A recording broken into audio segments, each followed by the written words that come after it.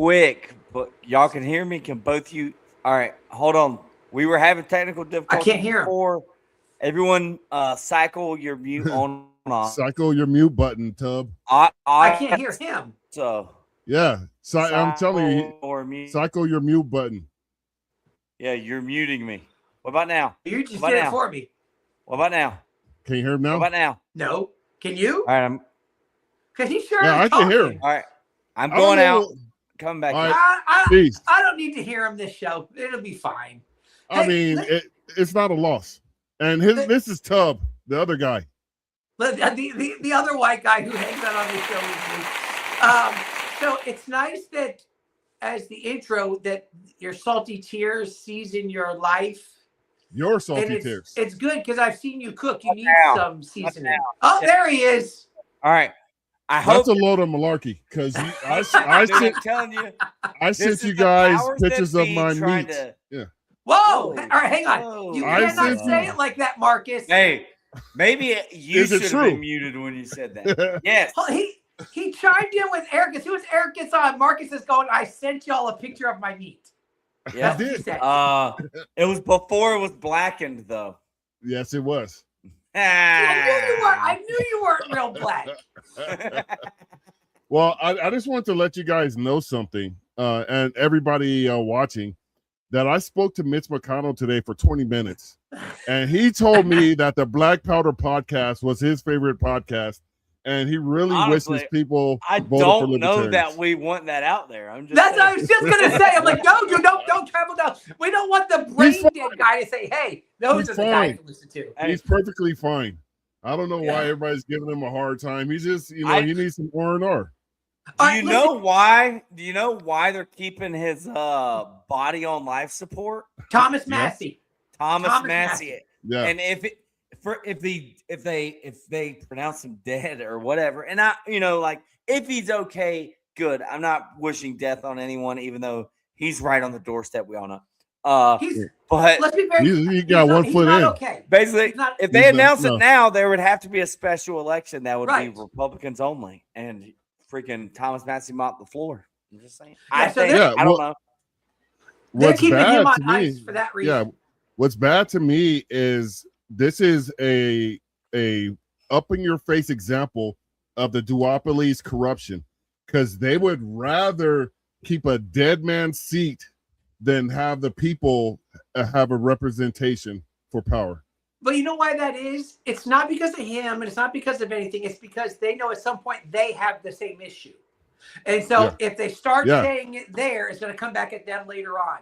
I think we should put a poll up there. We should ask everybody, and you can start tallying the things to see how many people think he's dead, brain dead, or just fine. Well, yeah, not just fine. The Democrats did it with Feinstein. Feinstein was not there the last 3 to 5 years of her. Her 2 years. Her last two terms. Yep. She was not there. She would get wheeled around everywhere. Listen, Maxine Waters. Yeah. She's upright, but her mind is not there. No, none of them. And I don't know if it's the power or what it is, but it to me is disgusting. Tub, let's get it. What's more dangerous? Somebody in this situation with Mitch McConnell being on ice, or the Democratic Socialists? I think Mitch McConnell being on ice is worse, because Democratic Socialists, you know who they are. You know what I mean? They're spoken and outright and not being honest, but they're showing some of their cards, right? Like they're not. They show all their cards. That's why they're so successful. Is because Democrats tiptoe and lollygag around stuff. The Democratic Socialists are in people's faces saying this stuff. And that's where the Democratic Party has been failing, because they just completely ignore voters. I'm about to libertarian win this by disagreeing with y'all. Watch this. Right now, he cannot vote. He cannot do anything. He can just listen. I will take that over anybody who's sitting up there and voting and passing laws and wasting our money. I'll take the on ice. We should have 535 of them on ice. The reason I disagree with this, and it's strictly for this race alone as if it was Thomas Massey's decision or plan or desire to run in a special election. That's the main difference why I said for him. So I guess, it's two different scenarios. Right. So I guess I will concede you won this debate. I should have had the topic more clearly. Okay, now we got to start the show. I'm sorry, Eric. Yeah, what have we been doing here? No. This is I gave nice to meet you, Tub. Nice to meet you, Marcus. Oh wait, our guy, pleasure. He just backed out, so we got a few more minutes. He said, you have to step out for a second. Yeah, he's like, wait, this is how we're starting this. We're good. But right. I just want to say this. I gave Tub a compliment in the he's back. I gave him a compliment in the pregame, and I'm still beside myself for doing this. Yeah, you can't function right now. Tub wins the debate. So there's no way that we are officially in the end times right now. I should have been. This is over. Start reading the Revelation stuff because it's happening. I should have been more prepared, is all I'm saying. You know what I mean? All right. So check this out. Let's bring our guest forward. Yeah. So we're going to the great state of Nebraska. I've never been there. Can't say I know. Nice. I do hear it's nice. I've been through Oklahoma. You can see Canada, but we're going to do a federal rate. It's flat. Oklahoma is just flat where I was. Nebraska is not flat, right? I don't know. We're about to find out. We're gonna ask our guy right here. So he's running for the 2nd Congressional District in the great state of Nebraska. So without further ado, I'm going to bring in our guest whose name is also Eric, but his is Eric Michael Foreman. You may know him from that 70s show. I jest. But here we go. Welcome to the show, Eric. Thanks, guys. Thanks for having me on. Awesome. So normally we forgot to mention this in the pregame, but Eric usually has 3 questions like we like to start off with, and they're not hard, they're not gotcha or anything like that. So I'm going to pass the baton to Eric. Tubbs will be back. Yep. Hey, first, Eric, can you hear me? I can hear you fine. Can you hear me? All right, good. I think Tubbs stepped out because he couldn't hear you. We're definitely having technical difficulties this episode. But so it's a 3-part question, but it's really a chance for you to introduce yourself. The focus is on libertarianism. But the first part of the question, and if you forget any parts or you want me to reiterate, feel free to ask, is what was like your aha moment that you realized you were a libertarian? And then when you're done answering that, you segue into when did you decide to join the Libertarian Party and why?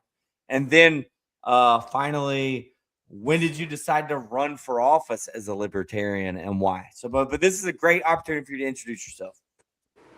You're gonna hate me for this. It looks like you kind of cut out right as you started asking the question, so I missed the first part of it. Mind repeating yourself for me? All right. I said. Just do all 3 individual then. All right.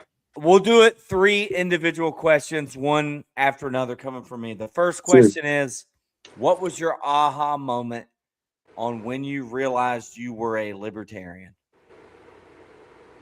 After watching them change the laws and keep Ron Paul off the ballot, changing laws and how with the percentage that they had to get to enjoy and enter into the debate. These are just like minor things that I just noticed because I wasn't into politics at all, It was just one of those things, seeing the lengths they would go to keep their power.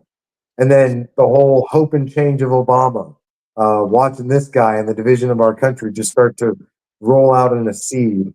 So just out the corner of my eye. And then we started seeing more attacks on our Second Amendment. And that's when I kind of got more active in myself, especially when I moved back up here to Omaha.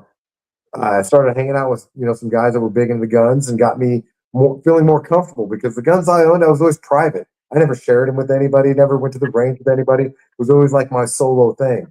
So to find a giant gun community around here that does all kinds of cool stuff and supports local businesses that support R2A, that was just a good time. I had a lot of great people doing that. But a few years back, about first Trump presidency, we kind of all fell out. Facebook cracked down on a lot of gun groups, same with YouTube, and then kind of lost touch with a lot of people. So just pretty much been in my own little world right now. But after watching the Epstein files and Kirk, that's really when I said, okay, I can't sit down anymore. Even though I can yell on social media and get my account suspended and try to challenge authority, nothing's going to happen standing in one place. All right. Second part of the 3-part question. When did you join the Libertarian Party and why? What was the catalyst for that? I can't remember when I officially joined the Libertarian Party. I know I voted for Gary Johnson and Joe Jorgensen. So I guess it had to be, Laura Ebke, I think, was my state senator that was running. She's pretty much one of the reasons that I said, hey, we got a libertarian. She's helped get the libertarians on the ballot permanently here in Nebraska. So big shout out to Laura Ebke, paving the way for us libertarians here. It was just pretty much that kind of following. I still have a little liberal-like ideas, if you will, with my compassion, if you will, and how I want the ability to help a lot of people. But nothing helps us by putting us in debt. And if I don't like considering that term, we're just tax cattle. And I mean, that's honestly how it feels. And so I want to change that. So when I went to Libertarian, it was like I just couldn't agree with either side of the party. I mean, it was almost obvious when you really think about our Constitution, our rights. It's like, I want to stick to this, right to this, to letter of the law, like it's supposed to be handed down. Awesome. And the third and last part of this 3-part question is, what made you decide to run for office and as a libertarian? Oh, Lord. Well, I wouldn't join either one of the other parties, although I did contemplate running as a Republican because, like Rand Paul and his father and Thomas Massey, they ran as Republicans because that's just how you win in the big 2-tent circus. But because of me, I feel there's better candidates like I know that should definitely run. A couple of them, I really hope I can inspire them to run too. I'm just running because I think a libertarian should be challenging every federal seat that ever comes open. There should not be a seat that's left open. Localized, I think the same way. But I think in federal elections where it's most paramount, we protect our Constitution from our corruption and fraud, there should always be a libertarian running in every race. So that's why I ran. That and some convincing and my big mouth got me into running. So that's usually that right there for libertarians. He said too much at the wrong time. And they go, hey, how about you? Yeah, man, we really need somebody to run for this. I just wanted to fuss. I didn't want to do anything. Yeah. No, that's not. Libertarians just go to places to argue. Because I'd always tell people when I was buying fireworks, and I was telling them that I got at least 4 votes because we have a very large tax on fireworks and other stuff here that I said I wanted to get repealed. And then I told them I'm a libertarian. Libertarians tell people they're libertarians, like vegetarians tell people they're vegetarians. Vegans. Like vegans say, CrossFit. How do you know somebody's a vegan? They'll tell you. Yeah, I'm into CrossFit. We know. Yeah. All right, Tub. All right, so first off, we'll start easy and simple. Describe your area. And when I say describe, I want you to start out first topographically. Because before we got on, we were like, is it flat? Yes, because Marcus suggested you could be in Oklahoma and see all the way to Canada. We're like, Canada. I don't know. For the most part, yes, I guess. When you get away from the valley and stuff that is eastern Nebraska to the Missouri River, it gets a little plain Jane out there, yes. And then you get closer to Colorado, you're at that point where it's real dry and everything. So it's got its own unique ecosystem. I'll give it that. And even though it looks real dry out west like that, it's actually very plentiful of water underneath. And that's what us here in Nebraska are trying to protect from these data centers, that aquifer. So our goal to keep you from being on the Department of Tourism. So here's what we want to do. Describe your area politically, your district specifically. My district, from the stats that I've read upon, it's about a 30-30 split with 40 registered as independents. It's a very grab all, if you will. And with the way the division is in this country, it's almost guaranteed, left to right. So that's like 40% of people that could go either way, honestly, or 40% of people that don't like either way and either refrain from voting don't want to support anyone from one certain party or another over anything, there's a lot of chance for a third party, a real third party, to gain traction in 2026. And how did the last election go numbers wise? Especially I don't remember the last election because I wasn't paying attention to him that much. I know John Bacon took the seat here. He's been more of a moderate conservative, more left leaning as of recently because he's on his way out with nothing to lose. All right, so here's what happens. So people head into DC because that's what you want to do. You want to head over to DC for some strange reason. And so so here's what happens. When people get there, they suggest that, they get a budget and they say, hey, we want to add $20 million to this budget, but we're only going to take 10. And then they count that as a decrease in spending. And that's not a decrease in spending. A decrease in spending says, here's our budget from last year. We're going to go lower than that. So would you be a vote for actual decreased spending? Absolutely. Okay, now. Absolutely. How do you make that happen? By going without. When you grow up, hand to mouth kind of thing, you know how to go without things and how to cut things out of your price tags and how to keep money in your pocket for future endeavors. I totally agree with slashing budgets. I think budgets get extraordinary big because they're either padded or they need to do more stuff to be able to get a bigger budget the next year, and it just keeps inflating themselves. So is there an area that you can look at specifically and kind of go, hey, when I get there, I'd cut this out, I'd start cutting here? I'd have to get my eyes on some stuff. Hopefully I can get some help from some really good people to point me in the right direction. But yeah, I'd love to take a look at it and cut whatever I possibly could. Okay. That's why I'm here. I'm here to tell you what to cut. First thing to cut is the ATF. Second thing to cut is the IRS. And when I say cut, I mean put a padlock on the door with a note that says closed permanently.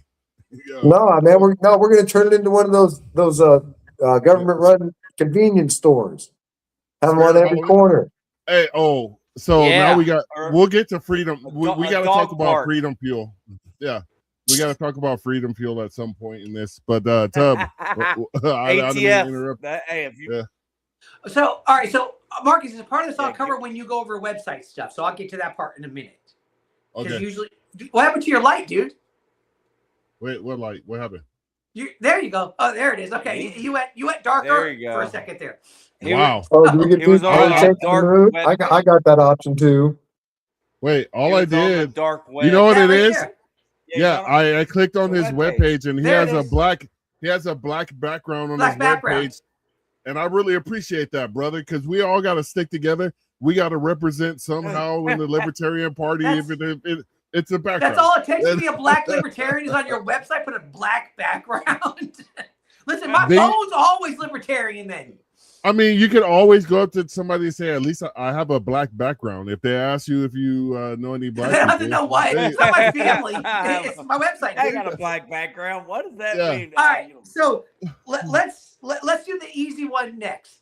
So I do know that you mentioned on your website, so I'll save Marcus at 30 seconds. On your website, you mentioned the idea about being against like career politicians. So would you be willing to go and self-inflict term limits? I was the proponent for the Convention of States because that's one of their main things they're trying to do. That was how I thought I was helping, signing those petitions, getting it passed. Nebraska did adopt it here. We still need more states to do it. Yes, I'm trying to force that term limits. I'm trying to force a restraint on their spending, so maybe we can start thinking about stopping the income tax altogether. A lot of avenues I can go with on that, so I won't go too much on it. But to answer your question, yeah. Yeah, so I mean, how many years would you say I'm going to self-term limit? How many terms? Because of what I understand about your first 2 years, it takes a minute to get to know people, get to make those connections, get the ball rolling. I'm sure you're going to have to scratch some backs to get some support for what you want to do. I think your junior and senior year pretty much is when you can start introducing your own legislation and really activating. But so in my opinion, 6 years, 7 years, 8 years, it's, I think, nominal. I think anything more than that might be a little too connected because we want to cycle it out. But we also don't want their best friends that they've been groomed. Just switching money and switching hands and switching in the election. We don't need that anymore. We need I like the idea of a lottery system. Like you throw it out there like a Powerball. Like, hey, you've been selected if you'd like to run for Congress, with opportunities to really get engaged if that's really what you want. So something like that. It's always random. That kind of gives me a decent idea. How many people, and this might be a low number, but do you think would be willing to run for Congress as a libertarian in your district? You know what I mean? Apparently. Are we drafting people like we're forcing them to run for Congress? Put a bag over the head, throw it in the back of the van. Think about it. Now, wouldn't that be It's your turn. Yeah, I don't really want to do it. I don't really want to go to DC, but I know it's needed. And yeah. how everything you find out and experience in your life just start building up until you finally come to a final resolution kind of thing. Yeah. Well, a couple years ago, my oldest daughter was doing a lot of civics and our history and Hamilton and all that stuff. And she had made the comment that she wanted to be president. And I asked her, why would you want to be president? And she answered with the best answer I've heard. She says, I don't want to be president, but I think someone needs to be president. Wow. Hey. So I was like, oh, anything you want to do. Well, that's what kind of got I guess maybe the late night, that smoke inside me to start thinking about politics more and getting involved. Awesome. I try to contact my local rep here and try to take his job, but I like the guy. So I said, nah, we'll find something else. Our system is so jacked up though, that is unacceptable. Like Eric, remember one night we were at a forum here, and I remember I said, I don't need this. I don't have to be on city council. I'm good. I got a life that I'm perfectly happy with.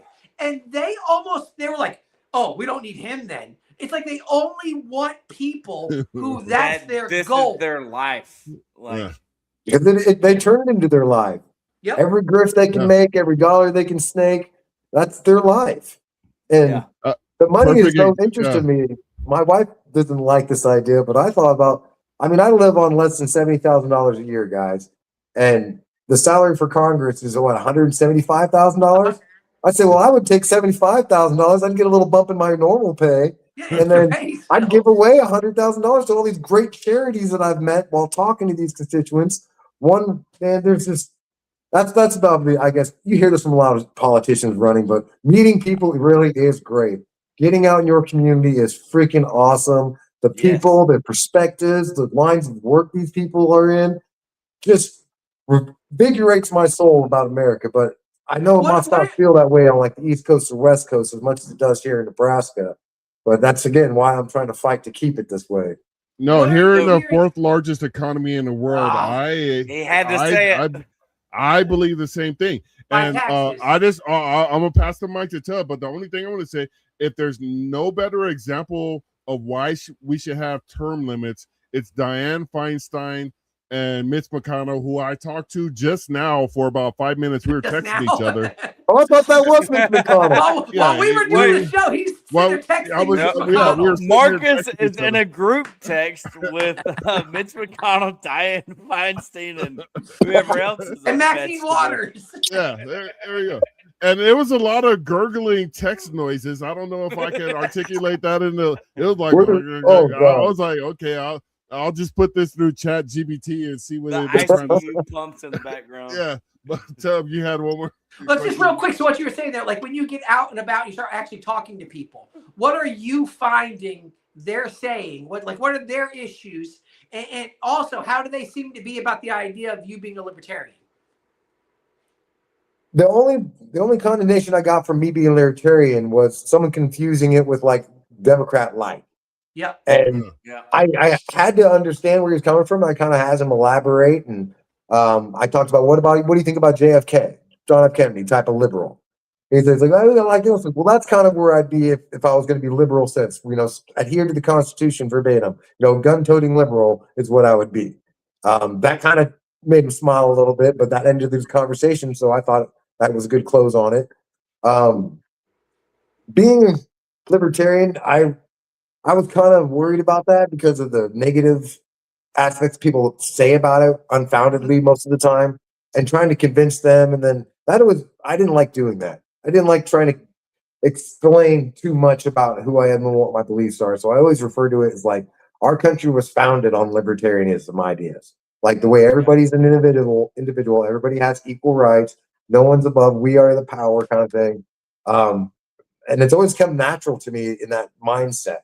And libertarians are the closest to that mindset, regardless which way they fall in it. I know we have leftist, progressive libertarians and libertarian socialists, whatever that means. But I believe myself as a conservative Christian with liberal views sometimes. I believe in good charity. I may have forgotten what your question is now. Oh, no, I do that too. Well, hold on. The other thing the that was first added part, to is what are people like? What are people saying the issues are? Like when you guys start talking to them. The reason why I asked this is I've mentioned this before. Is sometimes we go, especially maybe as libertarians, we kind of go out with all these things like, and we have all of our talking points because we're angry libertarians, and we make assumptions.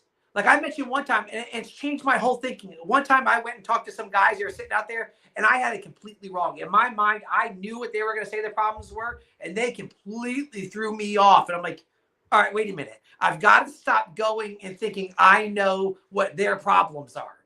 And so what do you find? Not what do you like. What are you going out there finding? They're going, hey, here's our problems. Here's our issues inside of this district and what we have going on. I know what their problems are.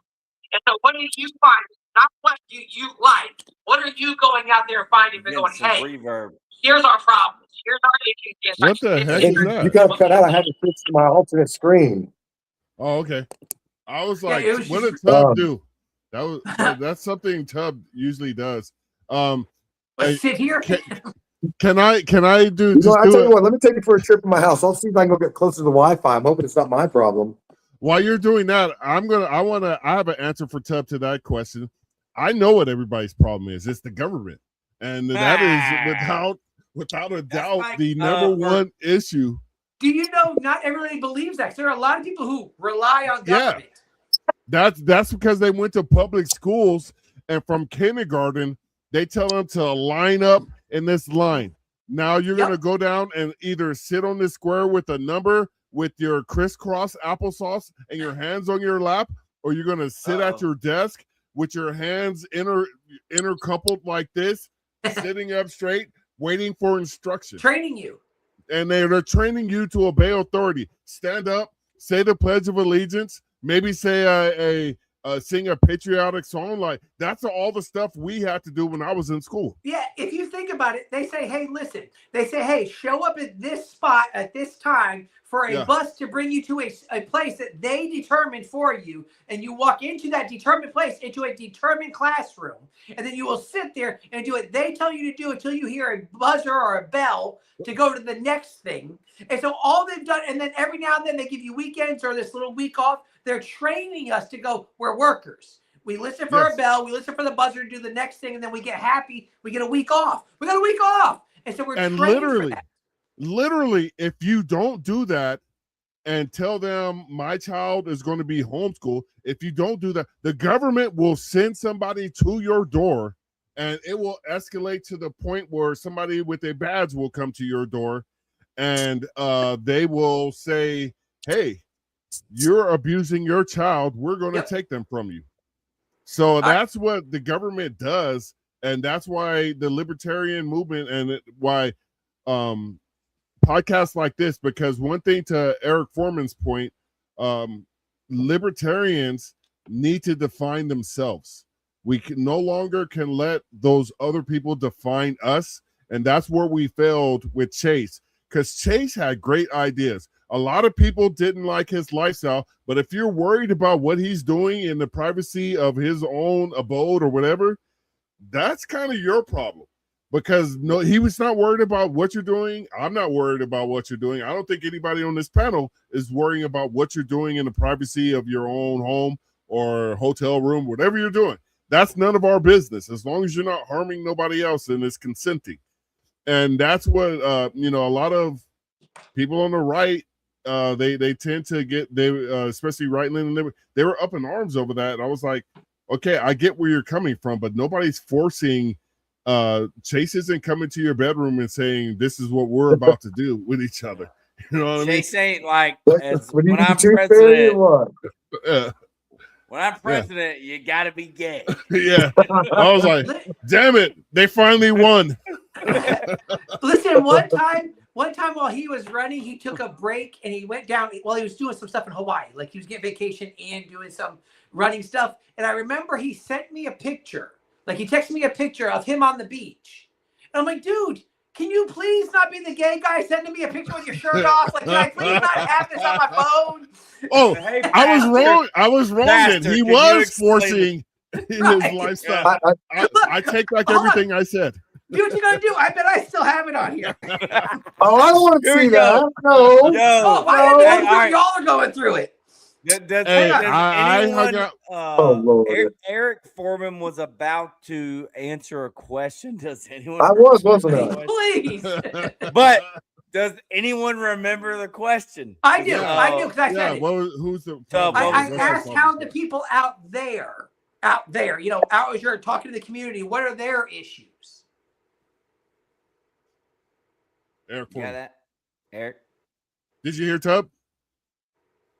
Can you hear me? Can you hear any of us? I can hear all of you. Oh, okay. All right. Yeah. He is. Can you repeat the question? On a side note, look, there. Look, there's the picture I got. I'm like, dude. I can't wait. Is that a tank top he's wearing, or is that his tan line? He does right there. Look at that. Good Lord. All right. I mean, he's from Georgia. They don't have tropical sun in Georgia. And they got farmers' tans, even if you ain't a farmer. Now the good thing about it, daughters and futures. He said that happened while he was out shooting guns. So, dude, if you're going to get half burnt up like that, shooting guns is a pretty solid reason to get it. Yeah. That's a manly thing to do. All right. So now back to Mr. Foreman. So the question is what are you finding when you go out there? What are you finding they're saying the issues are? They're disenfranchised and they're really not wanting to vote at all. After seeing and feeling let down a lot of the times, they feel like neither party represents them, of course.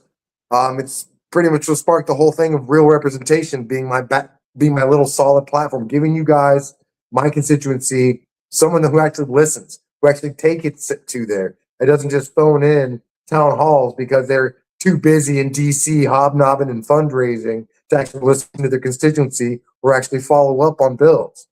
I think that's what we need. It's supposed to be a service to your community, especially if you love America. I think I wouldn't even say subcontracted it, but subleased our responsibility in this country to bureaucrats and rich people who only seek to enrich themselves on the backs of the working class. Yeah, so what I find is they're just missing that representation. And this goes from both sides, right and left. A story I like to tell is right when the Iran war just kicked off, I was working that Saturday and I drove by and there's a group of protesters, definitely left-wing progressives, you could tell. You know, they got all the outfits on you need to know. And I said, on my way back, I'm going to stop and talk to them because this was just right after I put myself in the ballot, and I'm feeling frisky. And knowing that these were probably 10 years ago, I'd probably argue with online. And I stopped and I started talking to them. This is a younger generation with some older generation, but I stopped and talked to them. And the thoughts that they were giving me was not so far off from the way I felt. They did not like the girls or the men and girls' bathrooms. They didn't like the boys and girls' sports, but they felt that their party was pushing it on them. Like they had no really choice. Vote blue no matter who and no matter what we do kind of mentality that they didn't like. And they were so confused that even their local, like chapters that they had and all these protest groups, they're all like individual groups, but they all combine and coordinate with each other to do these protests. So just in this one protest of maybe 30 to 50 people, there's probably 4 or 5 different group organizations of people involved with those that get together and do these little protests. And they're organized pretty well, but they're also directed by one mouth, and that's probably the DNC, given that narrative. So if they want to keep getting active and in this great avenue that the DNC has provided for them, then they'll keep doing it, even with the objections of it. But I find that one was really refreshing to me because it felt like he was saying, Tub, that I was thinking they thought a certain way, and then when I heard their perspective and came up with a great solution together, it was inspiring to me. Hearing these young minds. One, I'll tell you the solution: stop giving foreign aid to countries that use it for their own defenses and their own health system where they get it all free. If Americans aren't getting free health care, you don't get to use my money to give your citizens free health care. Bottom line. Right. And all that aid right away on day one. Sorry. I think Go ahead. we know one of the countries he's talking about. Oh. Right. They're paying their pensions and everything too. To my FBI handler, I don't agree with these guys. They're our greatest ally. Don't you raise your mark, man. I bet you got a drone outside your house They're right the now. only democracy in the Middle East. Anyway, I think you just made another great point on why we need term limits is because these people have to What do you campaign. mean these people? Those people, you people, not you people. I didn't even say you people this episode. What do you mean, you people? Those people, being that their term is only 2 years, are on 24 hours, 365 re-election cycles and campaigns. They don't stop trying to get in front of cameras because they are trying to get reelected, because basically you have 12 months to legislate and then 12 months to campain.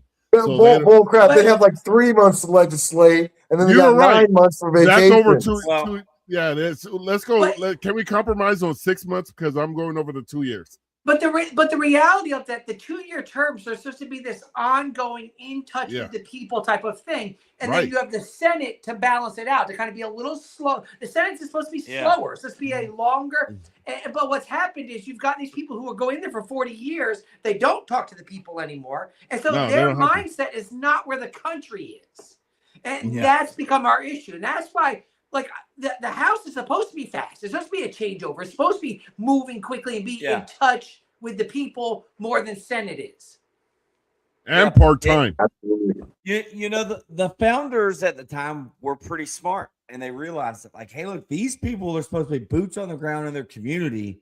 And whenever the community gets pissed off and says, this guy isn't representing us anymore, he's out in 2 years. We don't got to wait 6 years or 4 years for a new president, or a lifetime appointment for a Supreme Court justice. You know what I mean? So, like, they were pretty smart in their thinking then.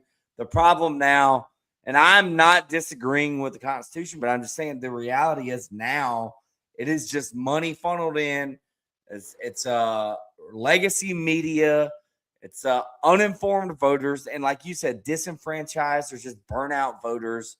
And they're like, why even keep going if I keep getting the same thing?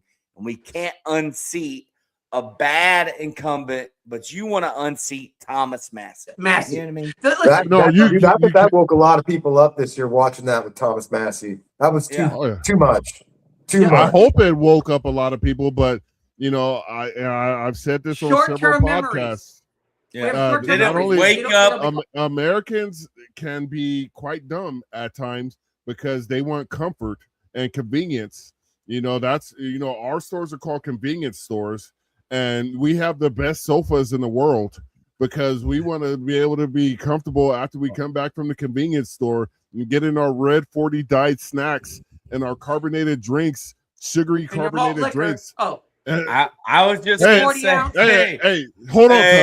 I will not have you besmirching malt liquor on this podcast. I didn't say anything bad. I'm just simply saying you get your malt. Just pointing out we know you like it. Founding fathers went to Washington with this thinking of, I'm going to go serve my thing, but I want to be done. I want to go back home and do what I was supposed to be doing. I don't want to be in your life. There was no career. Right? They wanted to get gone. Marcus, the first president. The first president didn't want to be a career politician. And didn't they want to handle their business in like 40 days or something? So they were, you know what I mean? I won't get into details, but most of them were farmers and owners of large farms. That's what we're going with? Okay. Yeah. All right. But what? That's crazy. Big livestock. Any farmer knows you have to tend to it for the spring. Well, somebody's got to tend to it. And then you have to harvest. And then you had time to legislate in the winter when you weren't doing business, because they were I forgot the term for it. I don't know if I can enunciate it right now anyway. But they were farmers that had to tend to their farm. Agrarian society. Agrarian. It was agrarian society. So go to the website, Marcus. So with that being said, I want to get to your point of returning the House to we the people, because that's why you're running. So expand on that for everybody listening and define yourself on that. Well, the return to we the people is about finding others like myself that are sick and tired, that have never thought about politics, getting them to run, finding their path, finding where they should identify and why they should get involved. Mostly everybody's concerned that the cost of everything is an easier one to put out there than anything. Everybody feels the crunch. We know our wages haven't kept up with inflation by any means, but everything keeps going up. That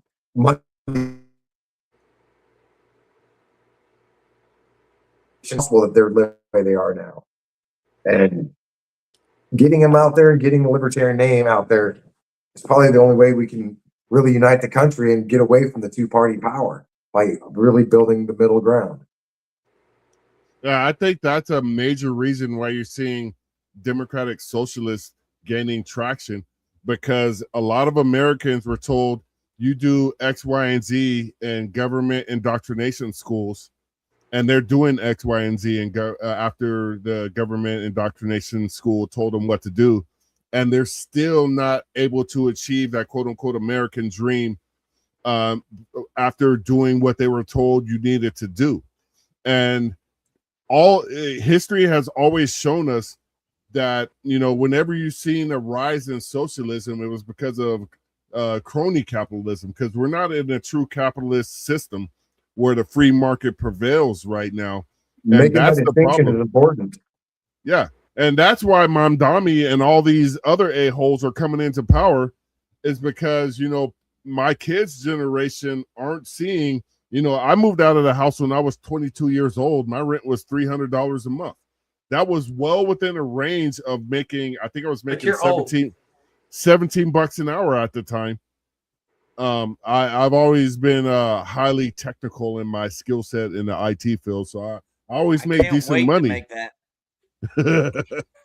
But yeah, $17 an hour. I was making that back in the 90s. And that's a lot of can returns. That is, man. That's a brand new car every month. I mean, payment for every month. So therefore, your $300 rent and your $300 car payment, maybe $250, maybe $150. Yeah, and I still had money to go out there and wine and dine the beautiful ladies. And that's it. He ended there at wine and dine. Wear some Adidas sweatsuits. Yeah, I had he it all. Still had those. He still had But my son was making $25 an hour, and he can't afford an apartment by himself out here. Right. And they have to team up. They have to get roommates for until they're 30, it seems. Yeah.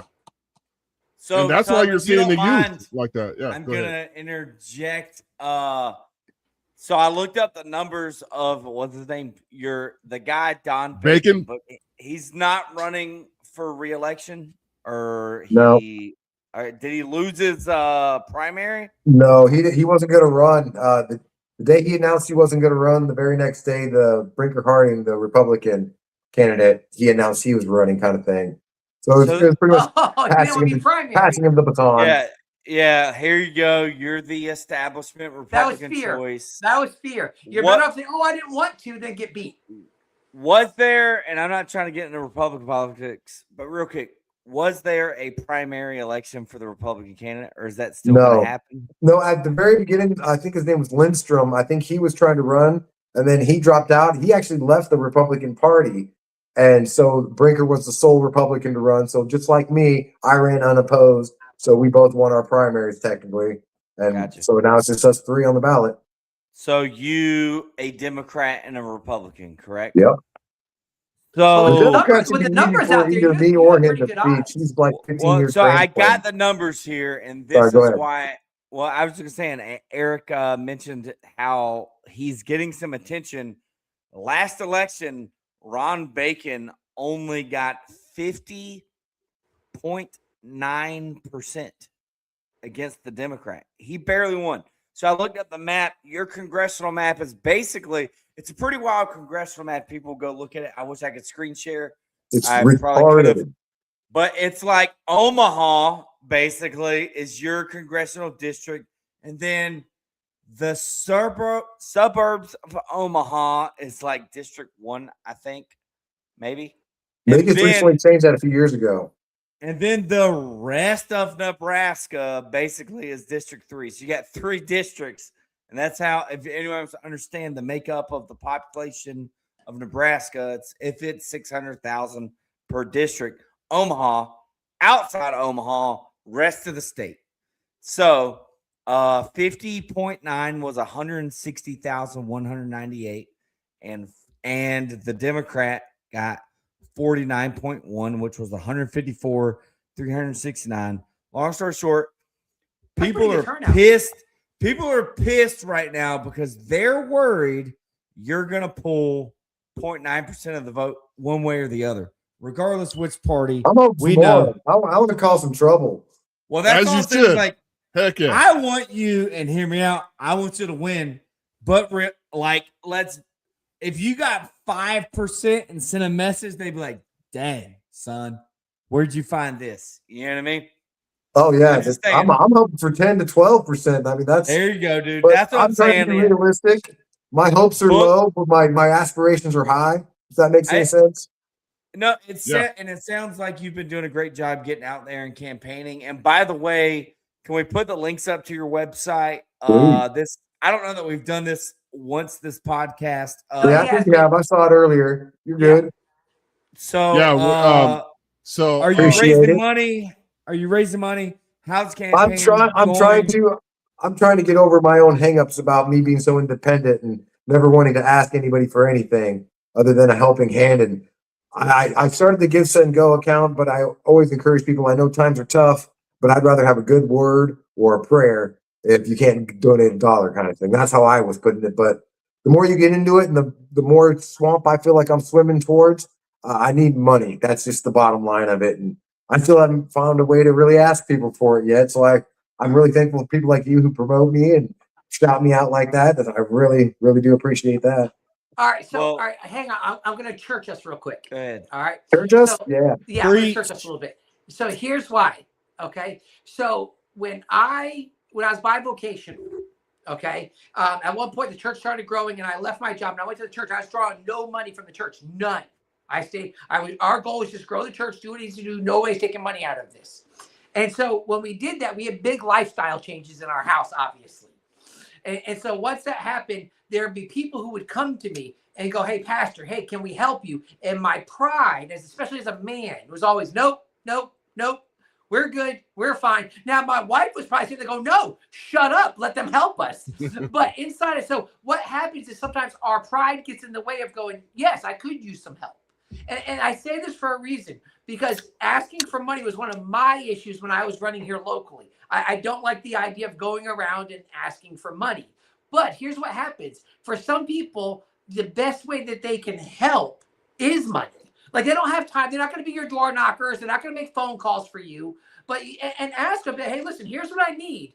If you don't want to knock on doors, if you don't have time, hey, if you could throw a few bucks at me, that'd be great. And so I'm trying to tell you, because this is something I had to learn. I struggled with it in church, and I struggle with it, campaigning for office. And so what you have to understand is, unfortunately, you didn't cause the money problem. Money's in politics anyway. You know what I'm saying? Yeah, I do. You have to be willing to at least, hey, I'll give you some options, and ask them. Be like, hey, listen, do you have time? And if they say, yeah, I have time, great. Here's what I'm going to need. I'm going to need door knockers. I'm going to need these type of things. And then if they go, hey, I really don't, you go, hey, no problem. If you can throw a few bucks at me, because you're going to need both of those. And don't automatically assume that, well, I don't want to ask for money, but that might be what people are waiting. Because some people, Mark, or not Marcus, you don't know. Eric, wow. Some people were just waiting for us to ask. Like, honestly, like, how many times did you have somebody like, hey, why didn't you donate to my campaign? You go, well, you didn't ask. You never asked. And so trust me, I know it sucks, because I think we would agree with you. Like, you hate the money, the idea of asking for money, but maybe sell it that way. Hey, do you have time? No? Great. No problem. How about this thing? I'll take that definitely into consideration. For me, it became harder to ask people I was closer to for money than to ask a complete stranger at the end of the campaign season, because we had done the trainings, done the classes. I got used to it. You'd find connections. You find the people that are politically connected and care, and want to see something different. And then you have your aunt, your cousin, your brother who loves you, or your dad. My dad gave a lot of money to my campaign. You know what I mean? And he doesn't regret it either. And I didn't win, but he still doesn't regret it. I'm just saying it was harder to ask my dad for campaign donations than it was someone I just met in that moment and I'll be honest, at a Republican event when I'm trying to steal votes. All of them. You know what I mean? Every Republican event, I was stealing votes. Every Republican event, all of them. Like to nice the point where, like, dude, you can't be here. And he would be there anyway. So Eric kick me out. I'd stand outside and hand my stuff out there, outside. All right. Marcus, you got 8 minutes. Hit the website, brother. The website's up right now. No, hit the questions on the website, from the website. Okay, pull up this website. Hey, the screens go black. Everyone, you could take off your sunlight. No, I moved it. I have 2 screens, so I moved it over to the other screen. Let's talk about the justice system reform, local accountability, and rural public safety on your platform. This is an idea I have about how do we hold those who violate our Constitution accountable with actual punishment. If they can't charge them with a crime of sorts, why can't your county sheriff, with the authority to uphold the Constitution, charge them enough where they would be ineligible to run for office again? What do you mean? So, can you give us an example? It sounds like you got a specific reason. Let's see. Let's say the COVID stuff. How about that for a perfect example? The mandating those kind of things. If your county sheriff stood up to your city ordinances or your state ordinances, however it came down, and said, no, you cannot do this. You were literally, let's put it, all the other facets of it we can argue about. But if we had a constitutional sheriff to be able to say, no, that everybody on the city council who tried to mandate this against the will of the people, you're ineligible to run for office. Now, that's an official constitutional, like, I don't know how you would put it, like a document, like it's stamped and sealed, Well, ineligible to run for re-election. I don't know if it's possible. I'm hoping there's some smart people out there that can help walk me through it and make it happen. Well, let me expand on that. Yeah, let me expand on that. The Constitution is a set of rules for the government.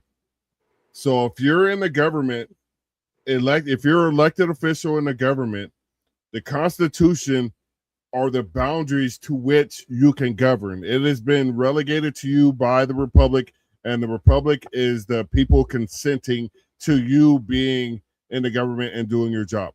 So when people violate the Constitution, they are going not only against their oath, they're going against the Republic, and they should be hung, tarred, and feathered when they do not follow the Constitution. The Constitution doesn't have shit. I'm sorry, Tub. It doesn't have a darn thing to do with Eric. Yeah, sorry, Eric. Everybody but you, Marcus. Yeah, it doesn't have a darn thing to do with it. It is a guarantor of rights that was codified in the I forgot what they called it, assembly, when they did all that. But it's just a guarantor of rights, because the only entity that has ever taken away the rights of mankind is government. And that's the lesson that the founding fathers learned when they did the Great American Experiment. They saw the European monarchy. You couldn't even hunt in Europe because all the land belonged to the king, and that was his domain. That's why there's not a hunting culture and not a gun culture in Europe, because they couldn't do all of that stuff. The government, and there's no fishing culture either. Revolutions and stuff. Yeah, all that good stuff. So yeah, I feel like Eric Marcus, he's not a constitutional lawyer, but he basically answered the question. Yes, we think it's doable. Tub. All right, so I want to go back a step, and we were talking about affordability. So 2 things. One is what are some options that you have to make things more affordable? And then kind of the follow-up to that is, what could you do in DC that would help make things more affordable back in your district? Well, I like the idea of getting rid of corporate subsidies and giving it to local entities and local businesses. Like, say there's a grocery store that's ran by a neighborhood, old fella, and they want to expand. They want to compete with Walmart and stuff like that. They want to expand on their building. There should be a program that allows them to borrow interest-free from taxpayers if it's approved from the federal government to be able to build businesses locally. But a lot of the things that I like to see in my community starts in my community. In U.S. Congress, I have like a lot of my accountability stuff. I wanted to be on the Judiciary Committee, the Ways and Means Committees. These are things that from that point of it, I can help direct dollars and direct resources and possibly influence to other organizations around my local chapter while keeping our federal government in check with our Constitution. So if you get in DC, what is your responsibility back to your district? What do you think is your purpose for? Is it just to get in DC and represent my district, or do you have not at all. I'm here to help those people. Let's think of it as like Terminator. My primary objective is to represent my people, my community, my city, my state. The secondary is to go into Congress and back up the people that I see already trying to fight the good fight and always being outnumbered, never having enough backing to push bills or to stop bills or to really halt it. We see the power of that vote and how much they want to get rid of the filibuster, because I like the filibuster. I think it's an opportunity for us to really fight bad bills over and over again if you have the tenacity to keep going through with it. I don't want to see it ended, but if that's going to be the case, we need more liberty-minded people in U.S. Congress to hold that line, at least make a pie chunk out where nothing can get passed without that constitutionality. Can I say this real quick about the filibuster? Then I'll pass it to Tub. Hold that thought real quick. All these Republicans talking about they want to get rid of the filibuster. I don't think they understand. Within 5 years, abortion will be illegal in the entire country. So when you say you want to get rid of the filibuster, you need to be thinking about giving government more power in the hands of a Gavin Newsom or a Mamdani. That's what you really need to be thinking about when they say get rid of the filibuster. I'm sorry, Ted, go ahead. Hold on real quick. I'll interject and I'll say this. I am okay with it being a verbal, standing, working, active filibuster, if that makes sense. You got to stand up and you got to orate like our guy or my guy. I don't know if Marcus still likes him or not. Rand Paul has done where he's been on the floor for 12 hours. And you can see he's in his A6 walking shoes because he knows, like, I'm about to be out here. And I'm speaking against drone strikes in Yemen or whatever it was that he was speaking against. That was the idea of the filibuster, is you're there and you got the floor as long as you can hold it and you're debating this idea. You know what I mean? Exactly. The point is to change the minds of your, I guess, counterparts or whatever. You know what I mean? And I get it. Like, there's some that it is that's kind of required, in my opinion, of the filibuster. But I agree. Only thing I will say about Rand Paul is he's had enough time to train for round 2 against his neighbor. I'm sorry, Tub. Yes, Eric, what you're saying is when the filibuster means you actually have to do the work. You don't just get to say, we're filibustering. No, get up there and speak. Put the work into it. So here's my thing for you, Mr. Foreman. So what happens is we send a lot of our money to DC so we can beg to get it back at home again.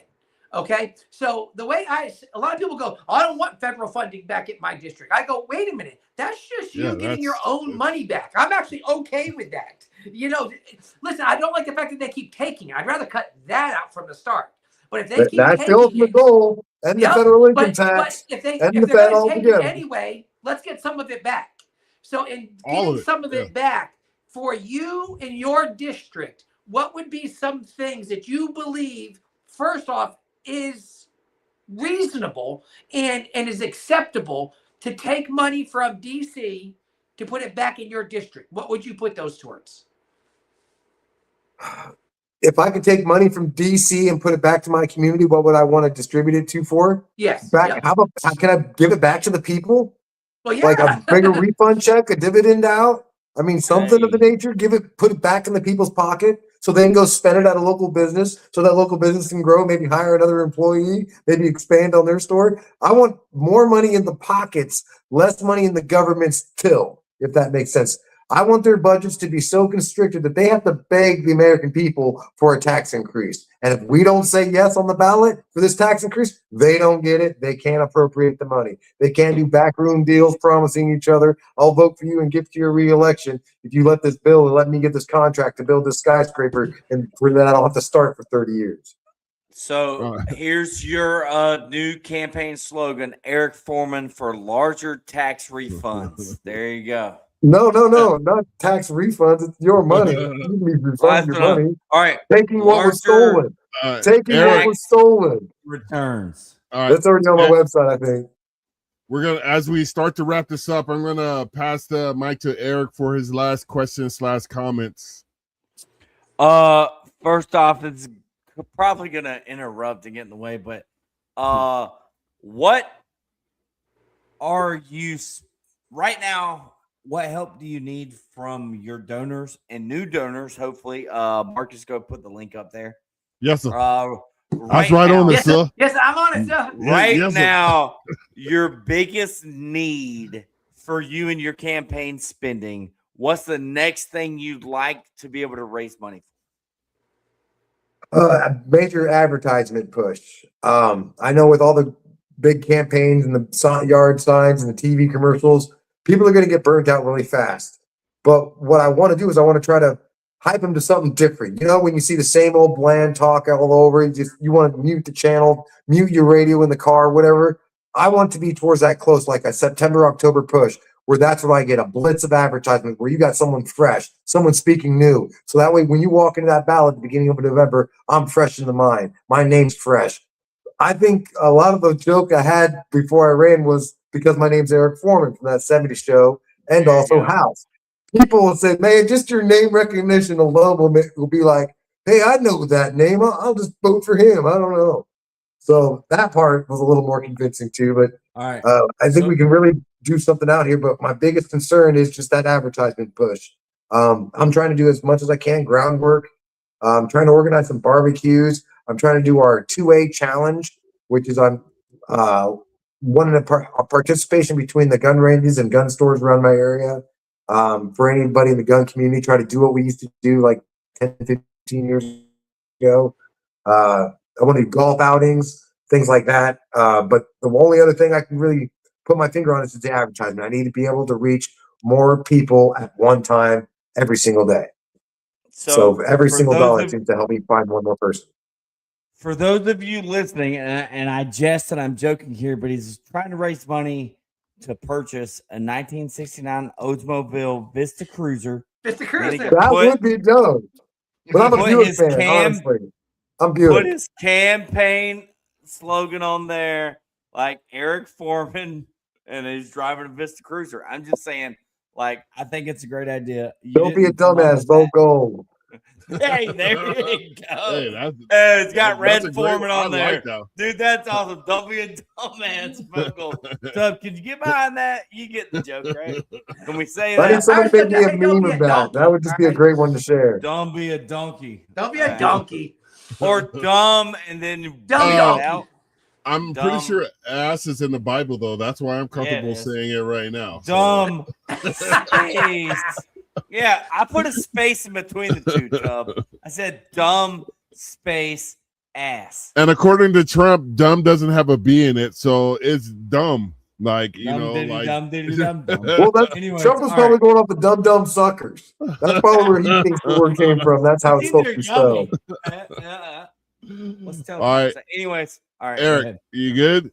I'm good. I'm good.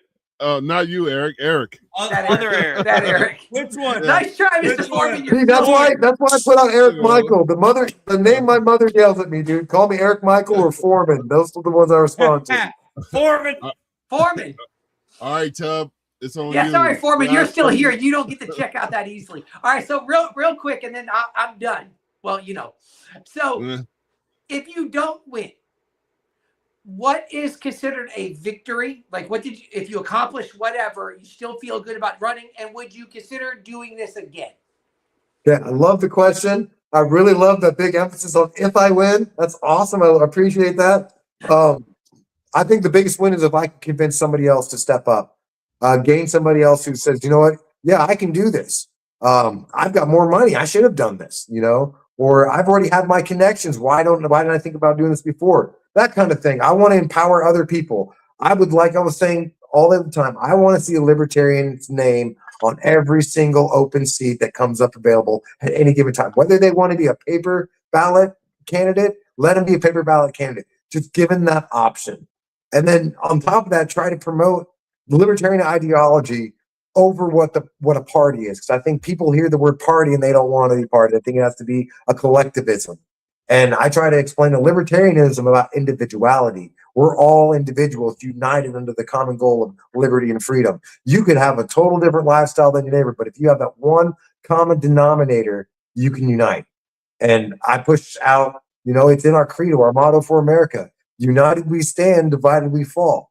And we've seen a lot more division lately than we needed to. I think it's time we all unite under one premise, and that usually is liberty. It's the greatest fighting force in the world. People give their lives for it. We shouldn't have to, but we might have to. I usually always say the Libertarian Party is about, listen, you can believe what you want to believe, and I can believe what I want to believe, and then it can be very different. But the one thing that we agree on is not government. We don't want government handling whatever it is. But it is a necessity. I need people to run the show, so I can live my life and grow a family and have. I want security from other countries, invasions. We want these kind of things in a realistic world. And so we're going to have government. We're going to have to find ways to pay for it. It's all about the compromise and what's the other word I'm looking for here? The abuse of the system to enrich themselves and things like that, which I think is our biggest problem in this country, is to fraud and abuse. Yeah. Kind of lost them there. Just people accountable, we wouldn't have, I think, as much issues. Indeed. Tub. I'm good. All right. So I'm gonna I hope if you haven't already done this, I say you reach out to the Oracle of Omaha. He has plenty of money to throw at your campaign. Tub doesn't know who that is. Okay, Warren Buffett. I know he's a Democrat sponsor. I don't think he'd be much libertarian, other than I know he shares some kind of economic views, in that aspect. But why not? Just throw it out there. Hey, just reach out. Yeah. Everyone in the that would bring a little ear, but I don't think he's that kind of charitable guy for the Libertarian Party. I honestly don't feel that would ever happen, but it's a nice thought. No, man, go for it, bro. I'm telling you, it doesn't hurt. And the only other thing, and we had mentioned this in the pregame, and we don't have a lot of time, but take your time. Where would you introduce legislation limiting the federal government's use of flock cameras? Absolutely. I think those things are so unconstitutional. I don't agree that the government should be able to bypass our Fourth Amendment by paying a private company to subvert our rights. I think that should be illegal in itself. I believe there's an avenue to stop this. I know Nebraska in itself. I was just on this stuff today. We have bills that's supposed to stop government from being able to do this, and using LBDRs for more purposes than what they have a warrant for, that kind of thing. So hiring a separate company is the same thing as hiring a protest group, to go out and disrupt some place of your political opponent or whatever not. You can't use taxpayer money to pay to usurp our Constitution. So there's got to be a way to crime. But again, let's get an attorney involved in this, because I think there's really a way to keep the government from spending money on using this system without a valid warrant and a valid probable cause, not just some willy-nilly. Like, if we're talking about it, we just hear about all these officers lately getting caught illegally using it for their own personal stuff. If that's not a red flag right there, why we should pause all of it right now, then I don't know what is. But I found out something different about the flock cameras. Apparently, the places on the public land where they're putting these and installing these, they didn't get the proper okay or permits from the county or the city to install these on this property. Like, they're legally planting them on public ground and therefore using public land to generate a profit. And then you're literally taking our taxpayer money. They're stealing our land, taking our money, only to spy on us and violate our Fourth Amendment right. It's a crazy little circle. Land of the free. I'm pretty broke. Did you? Yeah. Hey, you finally got rid of Eric? You finally did that? I was sick of him stroking his luxury. You can't hear me? I was sick of Eric stroking his luxurious beard. Does he have a helmet on? Oh. What is going on here? My camera is all different. Anyways. Yes. I can't hear y'all. No? I can hear you, Mr. Foreman. Can't hear. Maybe that's just as well. All right. Well, let's let him. Let's let him do. Wait till Tub comes back till we say goodbye. Yeah, dude, that's because a real thing. That happened to my sister-in-law. An officer took a shine to her and literally was using all kinds of tactics to follow her around, pull any reason to pull her over. I've read several stories about that. I read the story of this guy named Jaleel Robertson. I think it was Jacksonville, Florida. The flock camera misread his license plate, and he spent over 50 days in jail, lost his house and his job. And the government's going to claim qualified immunity. How? And I explained that from a flock camera. And I explained that to people in my community because we have them all over the city where I live. And they were saying, well, if your car gets stolen, you're going to be thanking the government for getting it back. I was like, first of all, the car, they're going to see the car leaving the city because you're not going to drive a stolen car around the city that you stole it from. That's pretty stupid. Most criminals are smart, but if you're smart enough to steal a car, you're not that stupid, generally, unless you live in a big city like LA.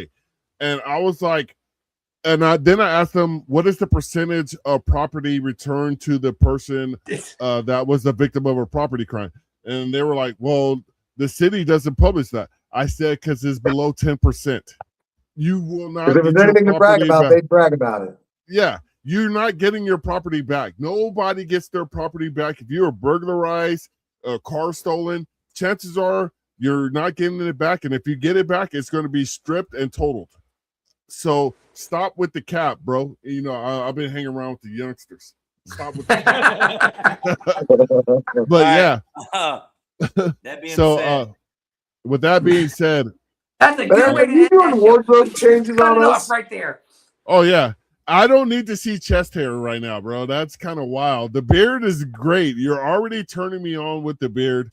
You don't need to break out the chest hair. Pride month was last month, brother. Hey, we're going. Are y'all about to send me some pictures? Possibly, because Eric does have some pictures on his Facebook page that are pretty risque. They're risque. All right, we'll rate it. Eric Foreman, so tell the people how they can find you, how they can donate to you. You can donate through me through GiveSendGo or get on my website, ForemanTakeBackOurHouse.com. If you want to just interact with me, I'm usually on X at the one knocking. Very rarely am I on Facebook because I hate Facebook. I wish they would burn. But other than that, I'm also got a page on Rumble. I haven't quite utilized it yet, but I'm hoping to in the next month or so. Other than that, I'm just around here in my town. That's word. So if you're what happened? Oh, can I make a comment about my lemonade stands? Have you guys seen these yet? Absolutely. No, go for it. So I got the idea to encourage young kids to start their own business. And I thought, what's more libertarian than selling lemonade out of a lemonade stand, right?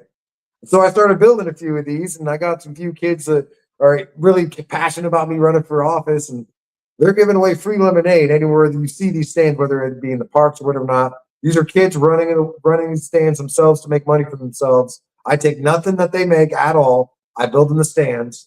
On my website, if you want to volunteer, you can go on there, request a lemonade stand. I'll build one for you if your kids want to run it. But if you want one without political strings attached, small contribution, and I'll build you custom. I'll build you a giant size one you can serve your Mai Tais out of. I like that.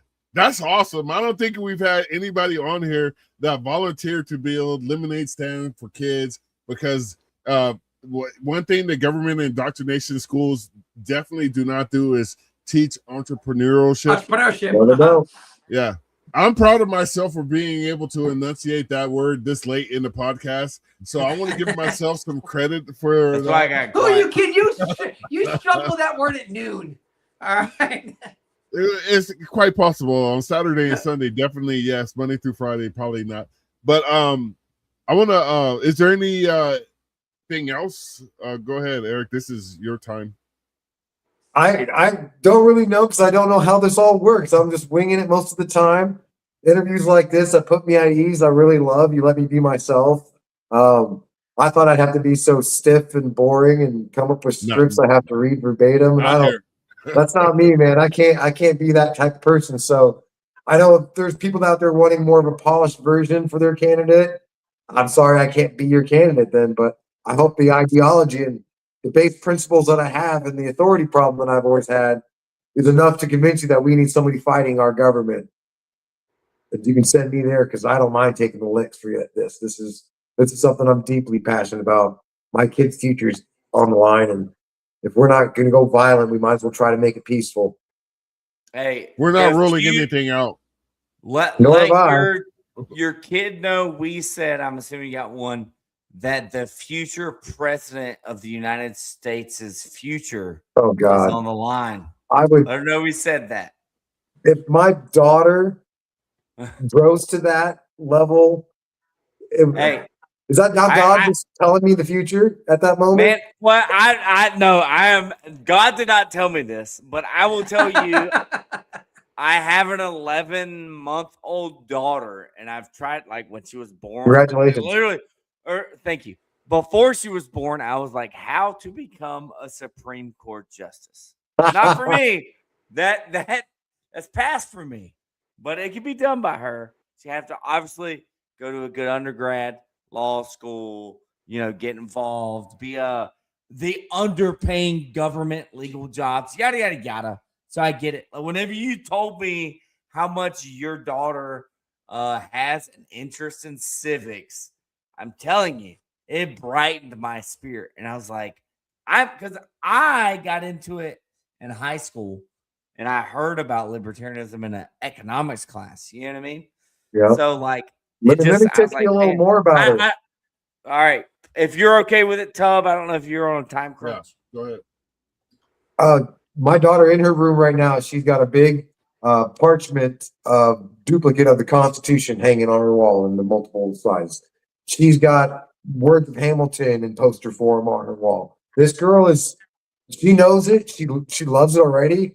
And she's so dang smart, man. But man, I think encouragement from young, that liberty. I think with your 11-month-old started as soon as she starts listening to you, but also treat her with that individual right. And as she's growing up, give her an opportunity to explain herself as opposed to letting her just scream and cry about something. I let my daughter win arguments if she can articulate and kind of like convince me her point. And she's gotten too good. Like, I don't even know how to compete anymore. It's like she starts talking and it's like, well, I guess I could agree with that. You know? Do you have a law school picked out for her already, or does she? That's a dangerous question, considering the way our universities and the quality of education our children are getting. I don't want to send her off to these liberal head transplants and my daughter comes back with a nose ring and a penis.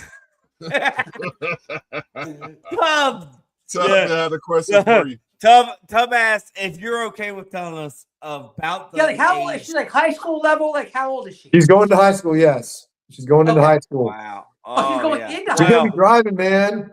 I got to give up my wife's car, and then I got to buy my wife a new car. I just got myself a truck after so much long hard work and a lot of overtime. Finally bought myself a new to me truck.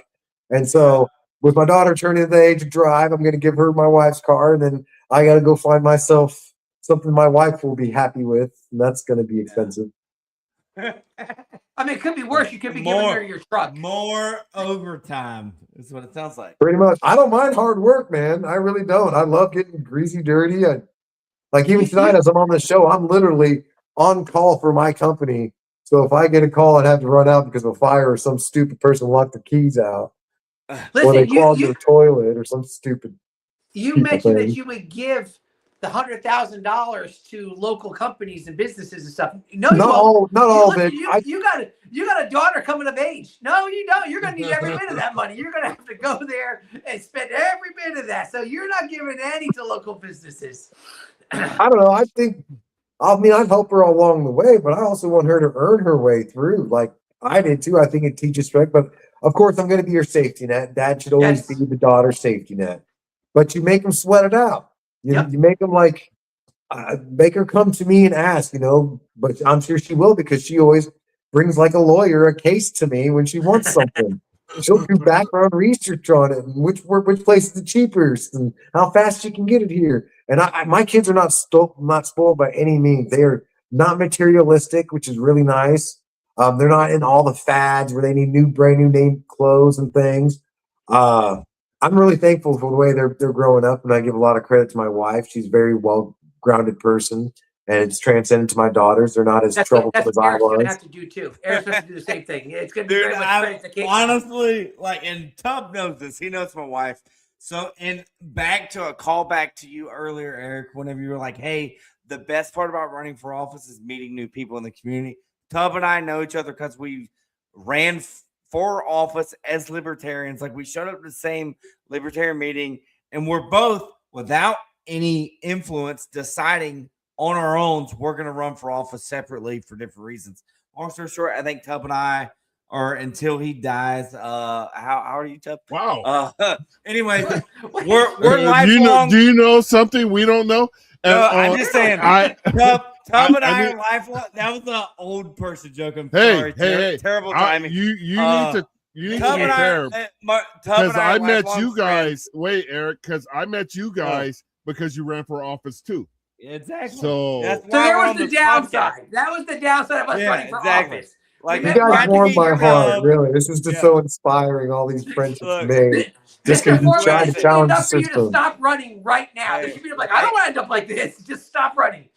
I got to meet Tub. I had to meet Marcus, if that makes sense.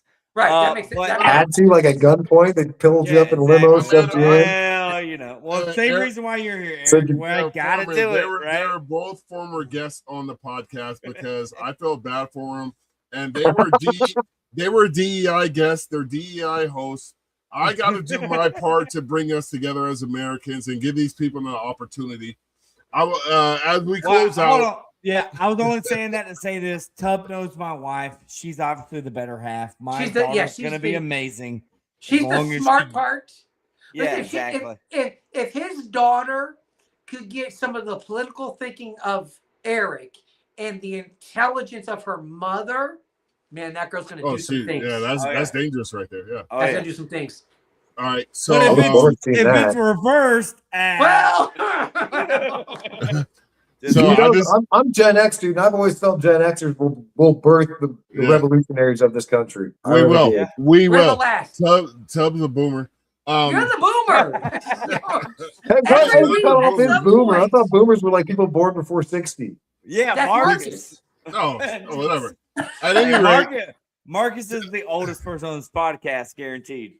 No, Mitch McConnell just texted me, said he enjoyed the last 20 minutes of this podcast, and he wants to really thank Eric Foreman for coming on to the only real libertarian podcast. I want to thank my co-host tonight, Eric Parker, Bold Liberty. You can find him, Eric P904 on X and whatnot, and then Tub. Just Tub. Just find Tub on social media. Just find me somewhere. Yeah, hanging out on street corners, whatever happens. And Mr. Foreman, I followed you on X, so thank you, appreciate it. Yeah, once I want those porn bots, I'm getting tired of those. Hey, well, no promises. No promises. I want to thank our producer Joe Hanus for booking another awesome guest. I simply don't understand why America is so afraid to listen to libertarians. We have great ideas, like leave you alone and all that good stuff. And the people we have on here are simply awesome people. And Eric Foreman is another guest of high platitude that I want to thank for coming on here. That's my SAT word for the night because I'm in the fourth largest economy. Platypus, got it. Carry on. But with that being said, Eric, did you have a final give us big shout out to you guys, man. Thanks for having me on. This was a lot of fun. I got so nervous, through trying to organize and schedule these things because I've never been a public person. I never even liked cameras. You can, my mom will verify that. But so this is real nice. Thank you. I appreciate it. You guys really made me feel welcome. Great show, guys. Thank you. All right. I hope you know how we end this. And if you don't know this phrase, we're not going to hold it against you, but we may look down upon you slightly. This has been the Black Powder Podcast, the only real libertarian podcast that has ever existed. According to Mitch McConnell, for the last 20 minutes, he said it. And, you know, who am I to deny his dying request? Yes. With that being said, as we always end this show, live free or die. We never get that.